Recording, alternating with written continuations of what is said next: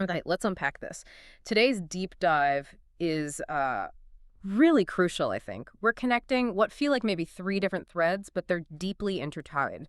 You've got market fears pushing gold to record highs, then the very real immediate pain from the government shutdown, and this looming giant, the power needed for the AI boom. Yeah, exactly. And our mission today is really to zero in on those friction points where finance, policy, and tech crash into each other. Because when you put these sources side by side, it's not just random noise. You see a kind of systemic instability emerging. We're talking bad bank loans forcing the Fed's hand, maybe small businesses getting squeezed by tariffs, even doctors needing like extra training just to use AI tools meant to help them. That structural fragility, that's exactly where we need to start, isn't it? Like, Let's look at those cracks maybe appearing in the banking system foundation, specifically how some sour commercial loans might be, well, pushing the Fed to cut rates sooner rather than later. We've seen some pretty ugly news coming out of regional banks lately. we really have. Zions Bank Corporation, for instance, they just announced a $50 million loss on just two commercial loans. They mentioned apparent misrepresentations. And then, almost immediately, Western Alliance is suing a commercial real estate firm, the Cantor Group, alleging fraud, again, in their lending. And you hear that, and you immediately think of Jamie Dimon's warning, right? When you see one cockroach. There are probably more. Yeah, it resonates. But why are these specific loans such a big signal? More than just, isolated bad debt. Good question. It's because they put a spotlight on this really fast-growing area, about, what, $1.14 trillion loans to non-depository financial institutions, NDFIs. Think specialty lenders, hedge funds, firms that don't face the same tough capital rules as regular banks. Oh, okay. Kind of grew up on cheap money, didn't they? And these losses, they suggest the underlying credit quality, well, it might be deteriorating faster than we thought. So the signal is maybe the economy is going south, as some analysts put it. And that fragility makes the Fed itchy, is the word being used, itchy to cut rates. That's the read. Fed Governor Christopher Waller even signaled support for a rate cut this month. So it's moving fast. Right. And investors seeing this, anticipating maybe a slowdown and the Fed's move, they're shifting their money, aren't they? They are. Which brings us straight to gold. Just shot past $4,300 an ounce, looking like its best week in, what, 5 years? Wow. And this is often called the debasement trade. Can you maybe unpack that a bit for listeners who aren't deep in finance? What does government debt have to do with it? Sure. Fundamentally, it's a hedge. It's betting against your currency, losing value over time. Gold is seen as this, well, universal store of value, something governments can't just print more of, right? So when you see massive government debt and you see central banks managing, maybe eventually expanding the money supply aggressively, investors buy gold. It's like insurance against their dollars or euros or whatever, becoming worth less later. Okay, that makes sense. And this volatility, it's clearly shaking up how people think about their investments. That old 60-40 stocks and bonds mix. Yeah, it's looking a bit maybe outdated. We're seeing this real trend towards 6-0-2020. So taking half that bond allocation and moving it somewhere else. Exactly, into alternatives. Things like gold, as we said, but also Bitcoin is often in that bucket. But that's where it gets interesting, right? Because they're not moving together. Not at all. It's fascinating. Gold, silver, the rallying, that's classic risk-off, flight to safety. But Bitcoin, it just slid below $110,000. Lost about 8% a week. So very different behavior. Completely. It tells you that while people want hedges against instability, crypto is still seen as a high risk-on bet. Gold is still that traditional safe harbor from, political and financial storms. Speaking of political uncertainty, the market's definitely reacting to policy gridlock. Let's shift focus there. The government shutdown, now in its third week. What's the immediate, on-the-ground cost? Because it's not just a DC bubble story. No, the impacts are hitting right now. Hard numbers. The Army Corps of Engineers, they've had to immediately pause over $11 billion in projects. These aren't trivial things. Infrastructure work in major cities. New York, San Francisco, Boston, Baltimore. Just stopped. $11 billion. Just paused. Paused. And then there was the administration suggesting potential job cuts, maybe north of 10,000 federal workers. Now, a judge blocked that for now, but the threat is there. And what about individuals? People relying on government services? Like student loans? Yeah, that's another pinch point. Borrowers still have to pay. Payments are due. But the shutdown, it means the education department is closed. So approvals for loan forgiveness applications, delayed. indefinitely until they reopen. So the government collects the money but can't deliver the relief it promised. Pretty much. And this connects directly to something really critical for personal finances, those Enhanced Affordable Care Act subsidies. Right, the ACA subsidies. They're set to expire end of 2025. Correct. And if they lapse, well, we get the return of the subsidy cliff. It's genuinely scary for a lot of people. And that cliff hits hardest for whom? Is it mostly early retirees? Primarily, yes. Middle to high-income folks, often aged 50 to 64. People who retired before Medicare age, counting on that ACA support. We saw that case study, the Gauls couple. Their premiums could jump. How much was it? Nearly 300%. From around $440 a month to almost $1,700. Wow, per month. Per month. That's an extra $15,000 a year they suddenly need to find. It completely upends the retirement plan. $15,000. That's not just trimming the budget. That's a financial crisis for a household on a fixed income. Absolutely. Yeah. And politically, this is now a massive bargaining chip in ending the shutdown. Why? Because 57% of people enrolled in the ACA live in districts represented by Republicans. So it's hitting constituents across the political spectrum. Very much so. It's not just a blue state issue. It's a geographically widespread potential crisis.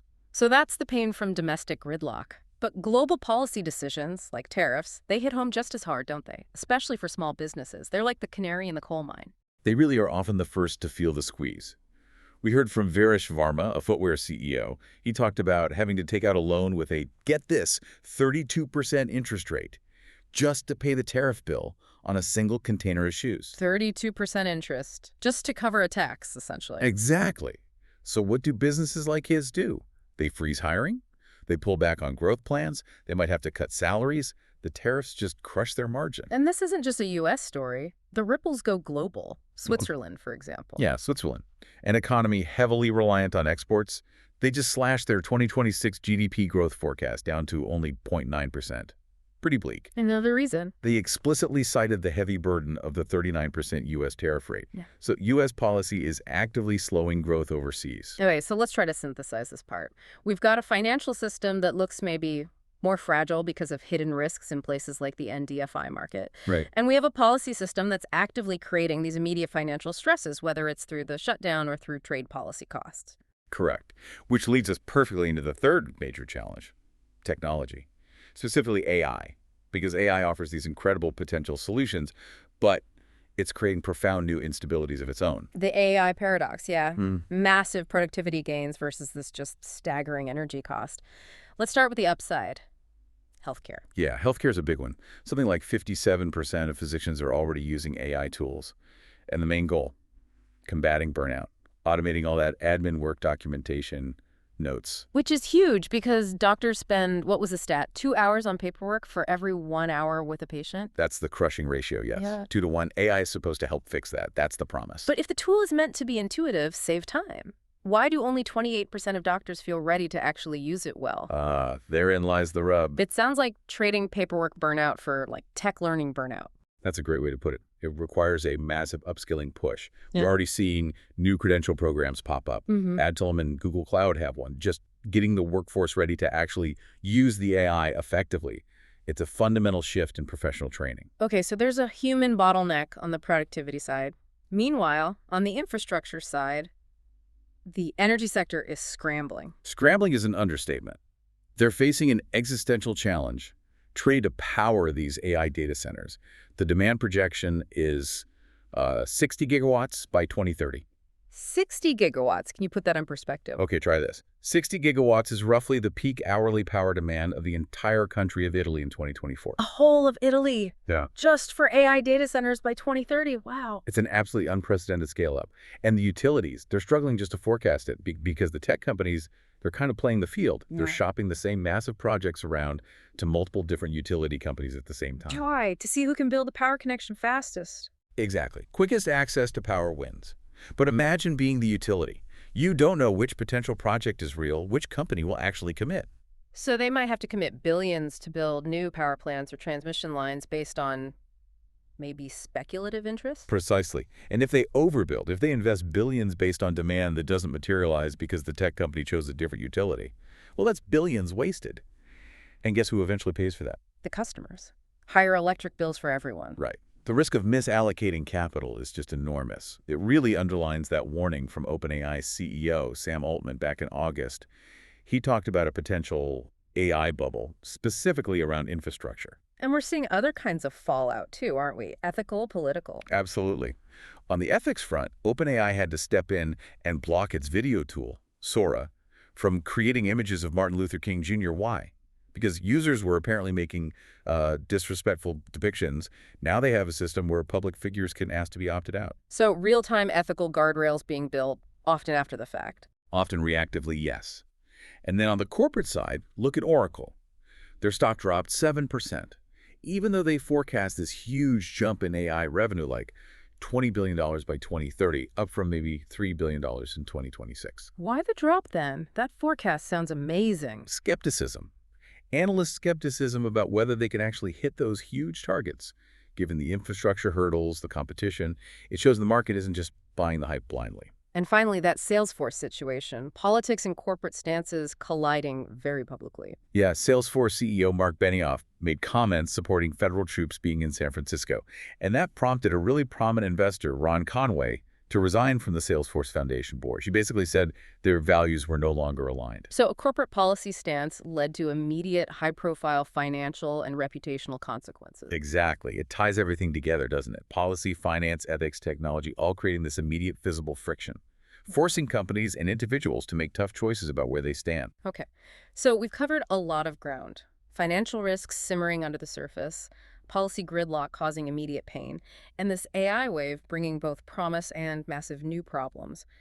What's the core synthesis here? What does it all mean when you put it together? Well, I think the sources paint a picture of, frankly, a world feeling pretty unstable right now.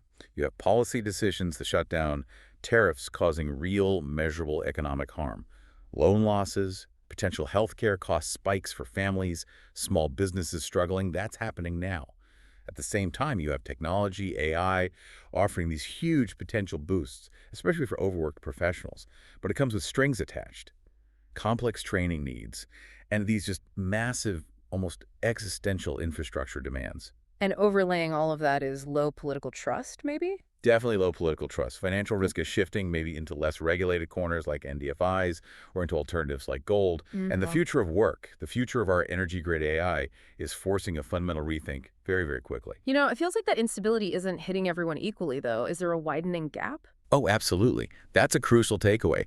Look at credit scores. The average U.S. credit score is now 715. That represents the largest drop we've seen since the Great Recession. The largest drop since 2008, 2009. That's significant. It really is. And it signals this growing divide, the haves and have-nots. You can even see it in the widening spread of average scores between states. Mississippi down at, say, 677, while Wisconsin is up near 739. That's a huge difference in financial health across the country. So here's the final thought maybe for you, the listener, to chew on.